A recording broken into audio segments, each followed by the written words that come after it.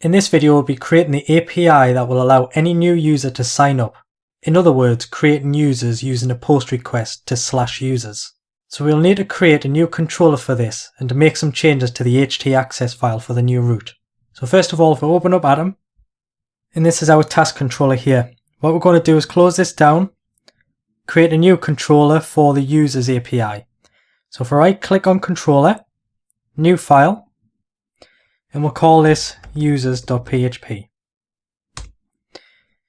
So we'll create the start PHP tag. And then what we need to do is, because we're going to obviously be communicating with the database and using our standard response model, we need to include these files. So require once, and the first one is db.php, and the next one is require once, and it was I have to navigate through it, so it's ../model/response.php, because our response model is in the model directory. The next thing we need to do is to connect to the database. So with authentication, we will always be using the write DB, which is the master database. For authentication, we'll never use the read slaves for anything. So we'll try, and then what we'll do is catch, and this will be the PDO exception. Not statement.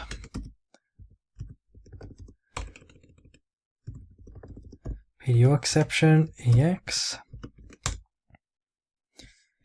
And what we need to do is to create our standard error response. So because this is a PDO/connection error, we want to put this in our log, so the PHP error log. So if you remember from previous videos, error log, and then it is the message or connection error, and then what we'll do, we'll append the exception and then store it in the PHP errors file. So that's that created. Now we need to create the standard response. So response, new response. So response set HTTP status code.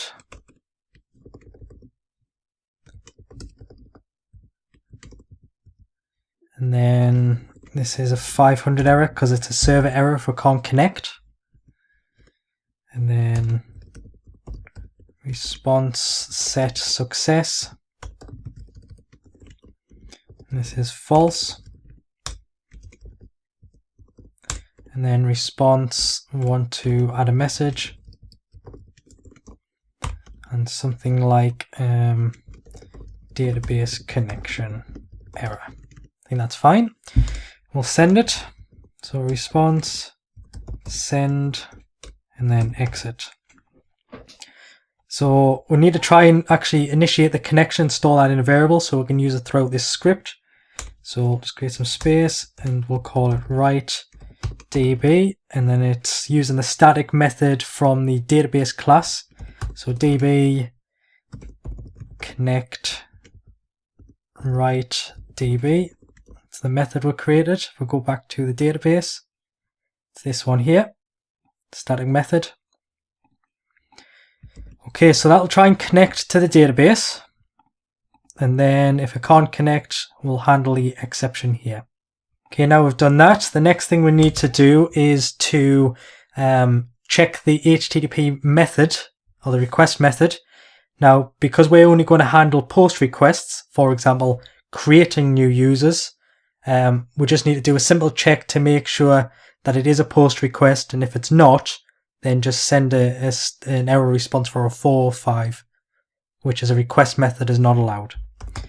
So we'll do an if statement, and then we'll use a server global variable, and this is request method, and we need to check to make sure this is something other than post. So if it is post, then don't show the error. If it's something other than post, we need to show an error. So what we'll do here is just copy our standard response. We've done it many times before.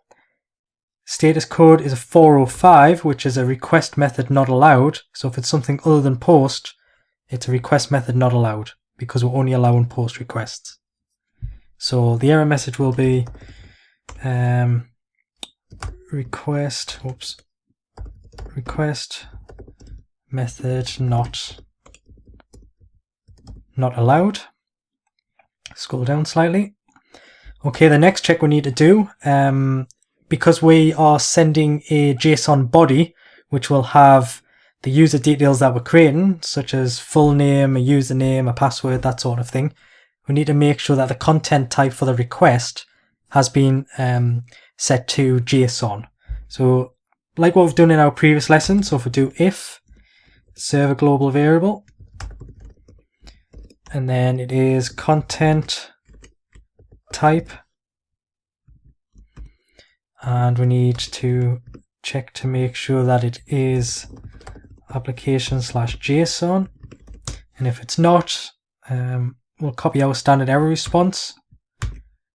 We're just saving a bit of time here because we've written this out loads. So the status code is 400 error because we if we haven't set this, then it's a client issue, so we'll set this from the client for the request. And the message will be content type header not set to JSON. Okay, we'll scroll down, give us a bit of space here.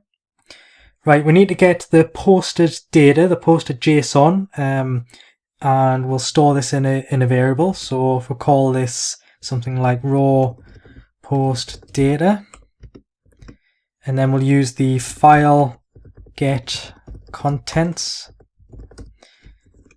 Remember, it's the PHP and then input to get the request body. Then what we need to do, make sure it is valid JSON. So we need to another if statement. JSON data, but we need to check to see if it's false, because if it's false, remember that the JSON decode returns false if there's an error. So JSON underscore decode, and then it's raw post data. And then if that is an error, copy this again. Response, yeah. And then it's a 400 message because we haven't supplied valid JSON. And the only thing we need to do here is to change the error message. Request body is not valid JSON. So what we're saying here is try and decode the JSON that's passed in the request body. This function returns false if it can't decode it, for example, if it's not valid JSON. So if it is valid JSON, we'll store it in this JSON data variable. However, if it's false, then we'll send this error response back. So now that we've got valid JSON, hopefully, we'll just scroll down. We need to do some basic checks on the data that we're sending in. So the first thing we need to do is just to make sure the mandatory fields are there. So if we do an if statement, remember we use the is set, and we need to check if it's false because this is to handle the error.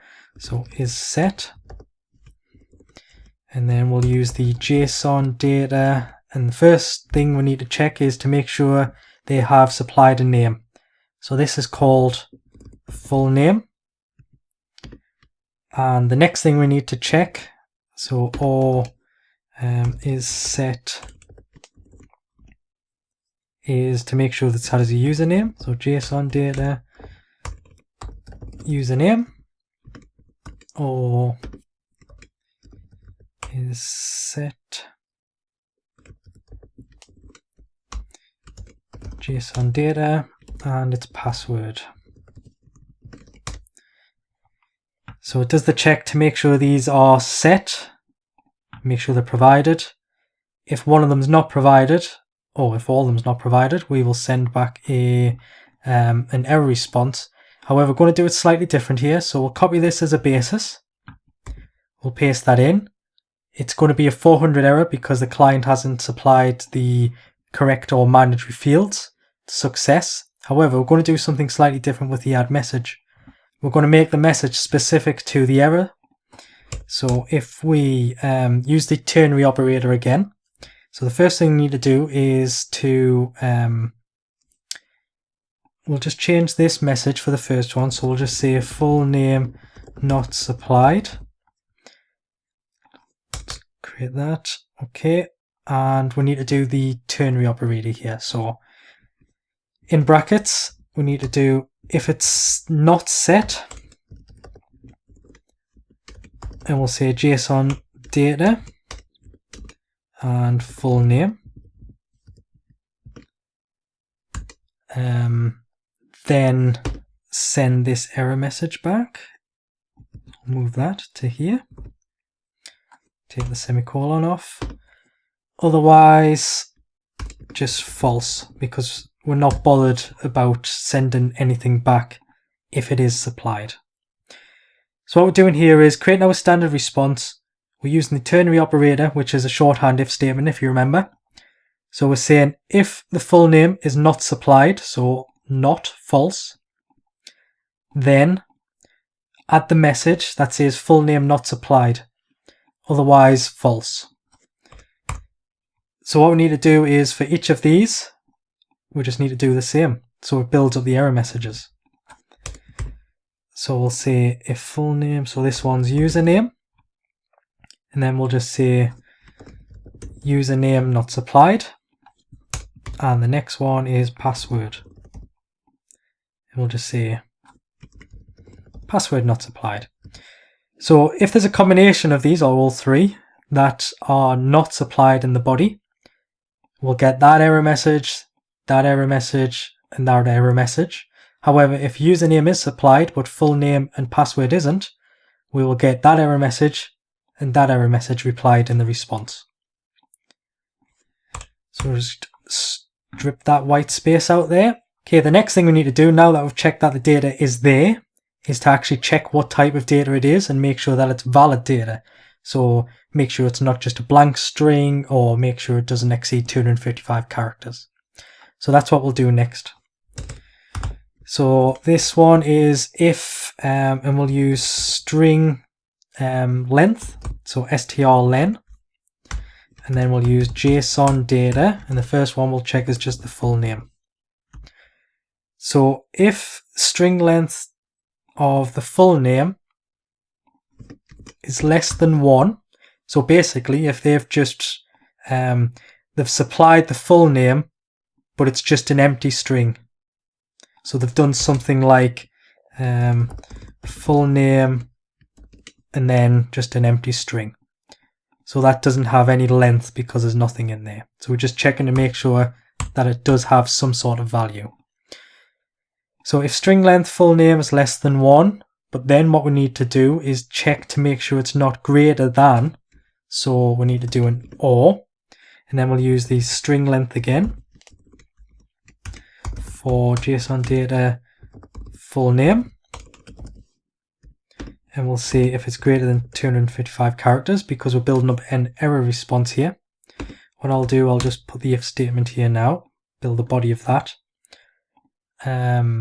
So that's string, yeah. So we need to do exactly the same for full name, username, and password. So these are all limited to 255 characters, and they must have something other than an empty string passed in. So all I'm going to do is copy this, save some typing, do an OR, and then, sorry, I put that in the wrong place. Space there.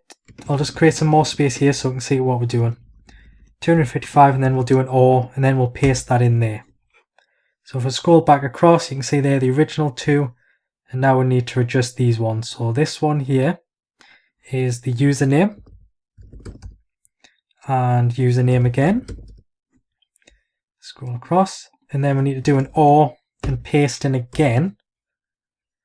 So that was the username. We'll change this pasted value here to be password because that was the next check.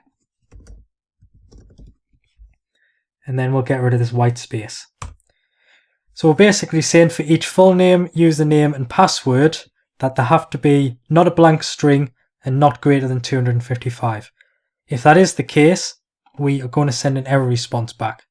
And what we're going to do is use this sort of conditional statement here to build a dynamic response. So I'm just going to copy that as a basis, paste it in there. It's still a 400 error because the client hasn't supplied the correct details or the details in the right format. So this is where we checked previously the is set. What we're going to do is just substitute that for the checks here. So the first one is going to be make sure full name is not blank. So we'll just replace that. So string length, if it's less than 1 character, then the message will be full name cannot be blank. I think that's quite descriptive.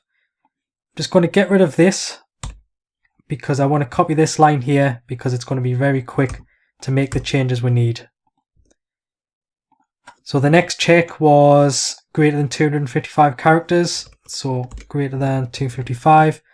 And the message for that will be full name cannot be greater than 255 characters. So now that we've got them two there, we need to copy and paste that once and twice because we've got full name, username and password. So full name, next one would be username and username here. And then we'll change this error message. So we'll say username cannot be blank and username cannot be greater than 255 characters. So the last one is password and then password. And the message for that would be password cannot be blank and password cannot be greater than 255 characters. Okay, so that's our error response handled. So we're doing something a little bit different here where we're actually sending back to the client the exact error message. And obviously we're adding messages here, so it's not just one message, so it could be a combination of things. So the full name, you know, they may have entered blank, but the username, they may have entered something greater than 255 characters, for example. So they would get that error message along with that error message. Okay, so the next thing we need to do is perform some, not quite formatting on the data, but trim some excess space off, just tidy it up slightly. So what we'll do here is create some variables, and what we're going to do is strip any white space off. So if someone's provided a full name of Michael space, so it's not just Michael, it's Michael space, we don't want that because that's not very good. Now what we'll do is we'll use the trim function, which will trim white space from the front and back of the text provided. So we use trim, and it's for the full name, so it's JSON data and then full name. So we'll do the same for username because a username shouldn't have any white space after it. So JSON data, username, and password, we won't be doing any trim on it because a password potentially could have a space in. You know, it makes it secure, it's a valid character. So your password might be password 123 space. So what we're going to do here is just collect that password value from the JSON data and just store it in password. So now that I've done that, we need to perform a database query to make sure the username that's been passed in is not currently used by someone else. So you'll know when you try and sign up to certain websites and things like that, you can't have a username that someone's already got. So we need to do this sort of check now. Now the only way you can do this is to query the database based on the username to see if there's any rows exist for that username. So normally, obviously, when we do database queries, we put them in a try and catch statement. So that's what I'm going to create first, just this just this wrapper here. So try catch, and then it's going to be PDO exception EX, and then we'll create the error response. So response, actually it's error log first, because it's a database query error, so we want to know, you know, the system admins want to know this. So error log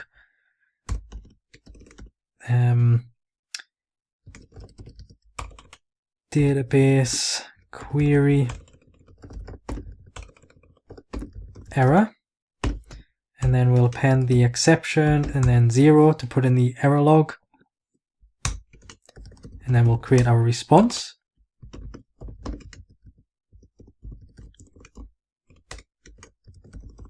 And then response set HTTP status code, and this one is a server error, so it's going to be a 500.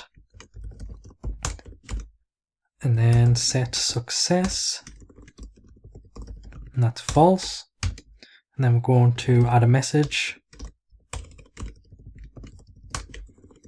and the message is going to be there was an issue. Oops, well, it was wrong. Creating a user account. Please try again. And then we're going to send the response and then exit. So that's kind of the end of the file there, but obviously we're going to be doing some logic within this try statement here. So the first thing we need to do is to create a query to check to see if there's any rows that have a username of the passed in username. So we'll create query, and it'll be on the right DB, and then it'll be prepare,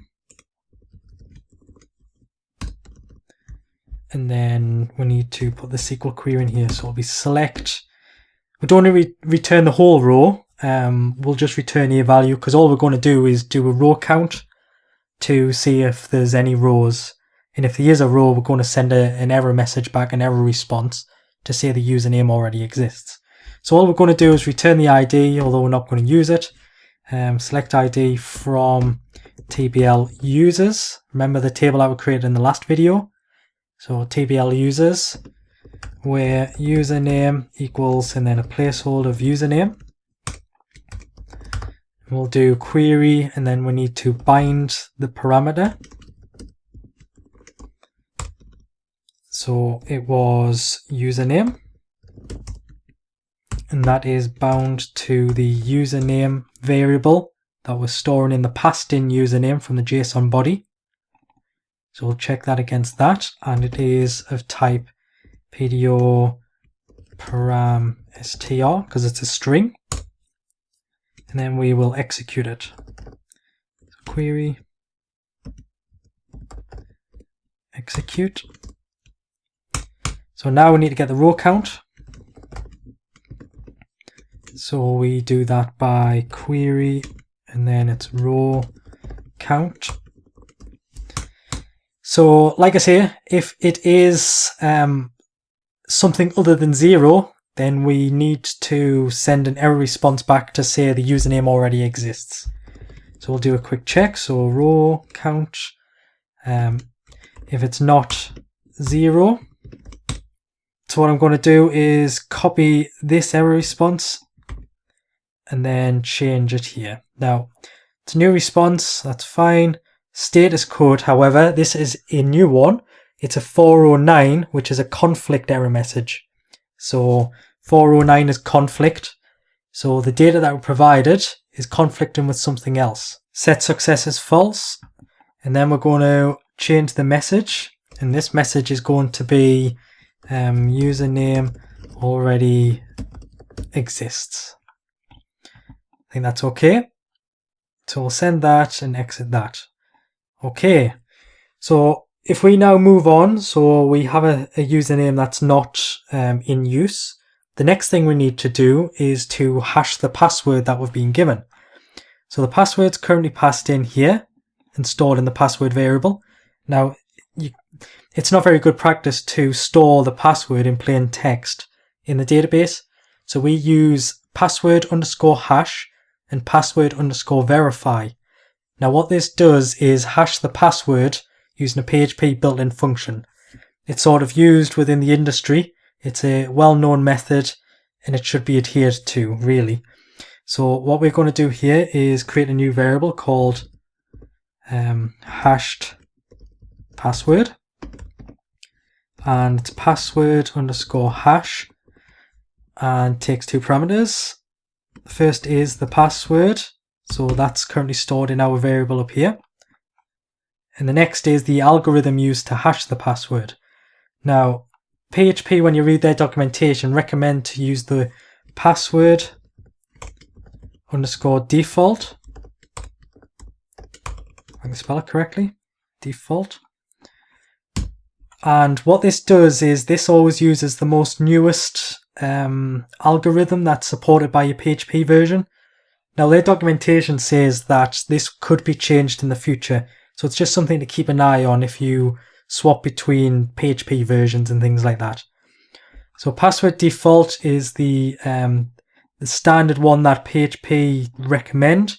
It's very secure. So hash password, and now what we need to do, I'll just scroll down slightly. We need to insert or try and create this row in the table for users, so TBL users. So we've checked the data, now we need to insert it in. So what we need to do is create a new query. We're still within our try and catch statement, remember. So query, and it was write DB, and then it was prepare. And then we need to use insert into TBL users. Remember, some of the fields in the database have default values, so we don't need to supply values for them. Things like user active and number of login attempts. So user active defaults to Y, so we don't need to supply a value for that.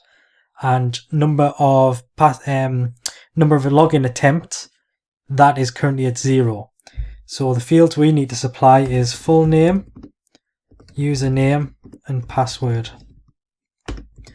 So the values will be placeholders. So the first one is full name, and then it was username, and then password. But remember, when we bind them, it is the hashed password we need to save. So okay, TBL users, full name, username, password, values, full name, username, and password. That looks okay. So we'll now bind them. So query bind param. So the first one is full name, and it's the full name, and it's PDO param string.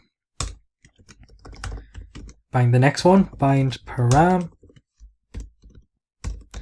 and this is username.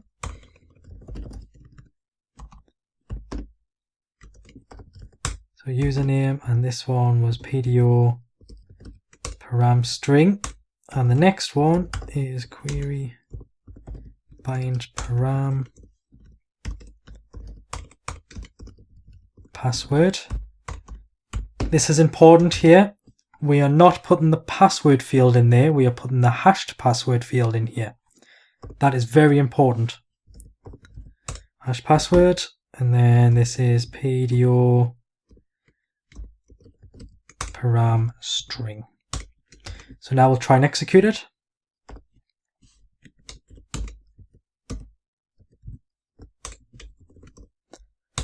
Get a row count. Make sure it actually has inserted the row. So query row count, and then we'll do a check to make sure the row count is not not 0. Row count is not 0. Sorry, we need to check to see if it is 0, because this is the error.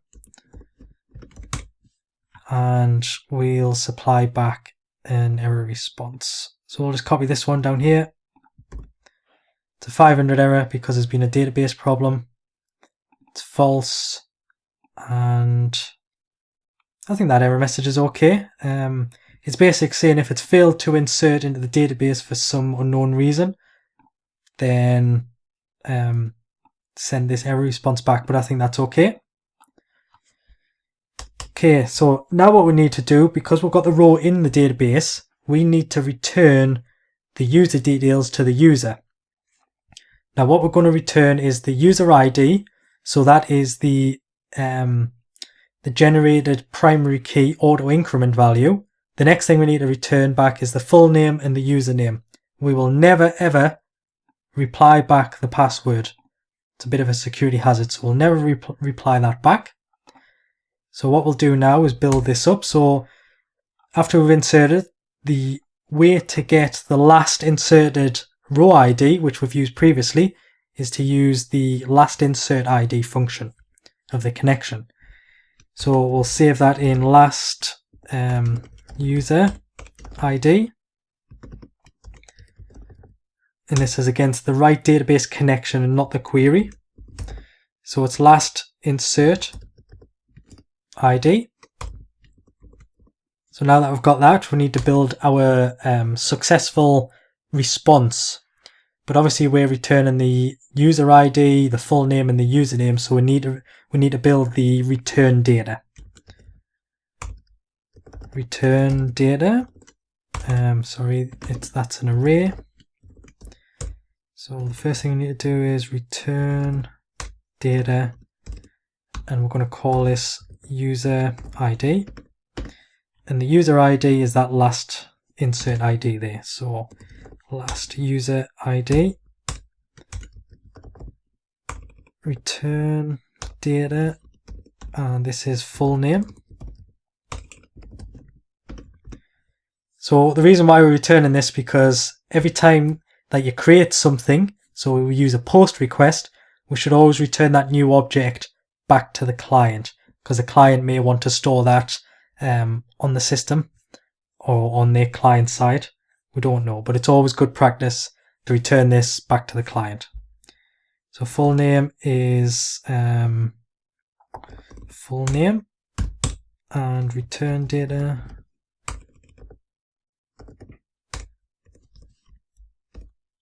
and this is the username.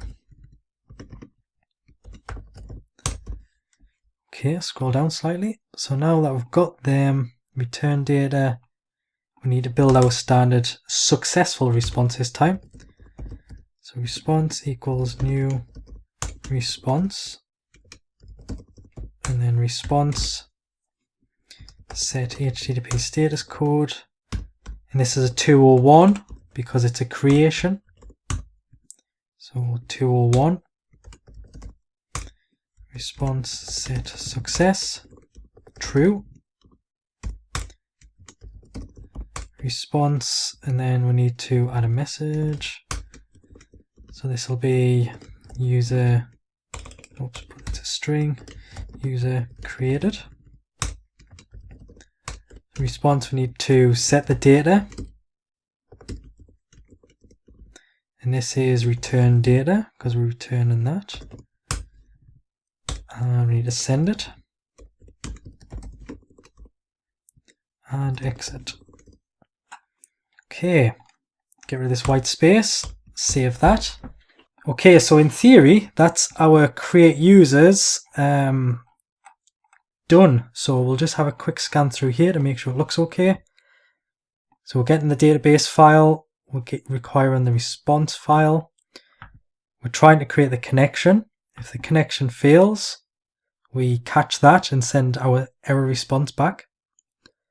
We make sure that it is only a post. If it's something other, we send our standard error response back. We check the content type to make sure it's JSON, otherwise send the error. We save the raw post data from the request into a variable. We make sure that is valid JSON, otherwise we send an error. we do some standard checks on the data. So we make sure the mandatory fields are provided. We make sure that it's valid data within that. I mean, if you're checking the password, I mean, we haven't done that in this one, but you could create an if statement to say, well, the password must contain an uppercase letter, a number, a special character, that sort of thing. So this is where you would do that check here. So username, full name, we'll store them in the variables, we'll trim them to get rid of any white space. We'll do the check to see if the username that's being provided already exists. If it doesn't, we hash the password. So we don't store it in plain text in the database. We'll insert that into the database. We'll check to make sure that it has actually gone in. We'll get the last user ID that's been inserted, and then we return our user object back to the client. So the next thing we need to do is, before we can run this and test it, we need to go back to our htaccess file, and then we need to add a new route in here. So after this, I'm just going to create a bit space. We need to create a route because we're going to post to /users, and that's what we're going to use to create a user account, /users. So we need to create a rewrite rule that takes users, and then we'll end that. And then what it's going to be is, let me think about this, it'll be controller, and then it'll be /users. Yep, I think that looks okay. .php, and then we need to put our last rule in there. Yep, that looks okay. So we'll save that. So we're rewriting /users, and that's going to point to controller /users.php, because that's where our file's stored.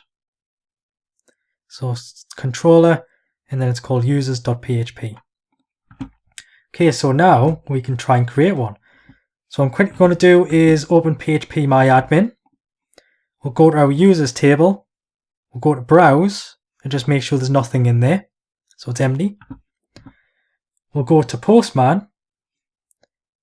We'll create a new request. It's going to be a post. What I'm going to do first though is just to make sure that some of our logic's working. So we're going to try and just send something as a GET request. Like I say, I know this is going to fail, but it'll be a good test. So HTTP localhost port 8888/v1/ and then it'll be users. So we'll just send that. Looks like I've got a syntax error, so I'll just double check. So we'll go back to Atom, go to line 61, and then we'll just double check here. That looks okay, that looks okay, that looks okay. I've got an end bracket there that I don't need, so I'll take that out. I may as well, whilst I'm in here, just double check the rest. That looks okay. That looks okay. And it looks like I've got one too many brackets at the end as well. So I'll just save that. Go back to Postman, run that. So now we've got a success. So I've successfully debugged that. Now you can see we've got a 405 error, which is a method not allowed. That's what I was expecting, because we're not allowed to use a GET request on this route. So if we change that to a post, and then we'll just send it. So now you can see here we'll get a different error message. The content type header is not set to JSON. That's correct. So if we go to the body, click on raw, change the type to application JSON, you'll see that now the header is a content type of application JSON. So if I send that, scroll up, request body is not valid JSON. That is also correct, because actually we've supplied a blank body to this. So we'll create some blank JSON in here. We'll send that. And you can see there that our error messages are working fine. So full name not supplied, username not supplied, passwords not supplied. So if we create full name, so full name, and then I'll just say Michael Jones as an example and send that. So you can see that the full name error has disappeared and that we've just got our username not supplied and password not supplied. So that logic's working okay. So the error messages are being dynamically sent depending on what the error message is. So full name, so we'll say username, and I'll just call this Michael. And the password, and that is, we'll just say password 123. So hopefully this should create a user. We'll double check in the users table to make sure it's there. So we'll send that. Got a successful response back, 201 created. And we're also replying back with the user object. So user ID 1, full name, and a username. So users created. Now if I go back to phpMyAdmin, refresh this table, so if I click on browse, you can now see that we have a user ID, the full name, the username stored, and you can see the default values of user active as Y and login attempts of 0. Now you can see here that this password is not password 123, it's actually a hashed password that we store in the database. Now we can't sort of decrypt this, it's a one-way hashing algorithm, and the way that we check against this is to use the password verify. We'll be using that in future lessons. So now what we're going to do, just for validation purposes, is just to try and create the same user again. So Michael Jones, username Michael and password 123, send. So you can see there we're getting a conflict, success is false, and username already exists. So you can see that now that username, it's performing the check to make sure we've got a unique username. So even if I change this full name to John Smith, and the password 5678, and send that back, it's not bothered because it's doing the check on the username. The username must be unique. So if we create a new user called John with password 5678 and send that, it's created a new user. So user 2, John Smith, and username is John. Go back to phpMyAdmin, click browse. So we've got a new user there. So if we go back to Atom, that's basically our /users root created. You could expand this further so people could actually update their own details. So it might be things like you might store email addresses, you might allow people to change their name. So for Michael, the user ID was 1, so it'll be a patch request /users/1. Okay, so now that we've created our user, we're now going to move on to the next part.